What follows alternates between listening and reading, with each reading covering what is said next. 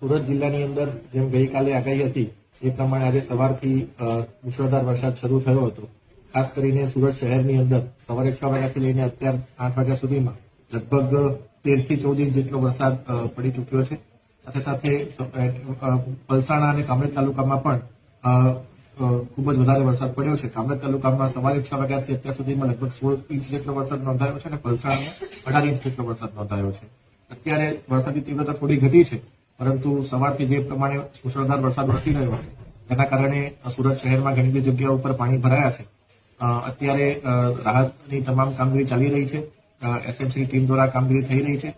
સાથે સાથે એનડીઆરએફની એક ટીમ પણ સુરત શહેરમાં કામગીરી કરી રહી છે. એસડીઆરએફની પણ લગભગ 3 જેટલી ટીમ અત્યારે સુરત શહેરમાં આવવા માટે રવાના થઈ ચૂકી છે અને તે પણ પોતાની કામગીરી શરૂ કરશે.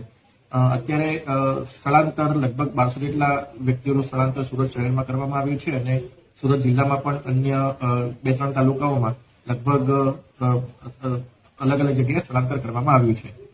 અત્યારે જે તાપી નદી છે તે ભયજનક સ્થિતિએ નથી અને ઉકાઈ ડેમનું પણ લેવલ જે છે અત્યારે ભયજનક સ્થિતિમાં નથી.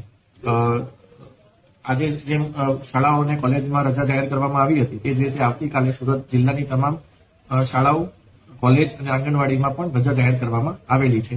મારી તમામ નાગરિકોને વિનંતી છે કે પાણી જે ભરાયું હોય અથવા તો અન્ય કોઈ પણ કારણસર ખૂબ જીવન જરૂરી મતલબ એકદમ અગત્યનું હોય તો જ બહાર નીકળે, અન્યથા ઘરે જ રહે અને શાસનને પોતાની કામગીરી કરવામાં સહકાર આપે.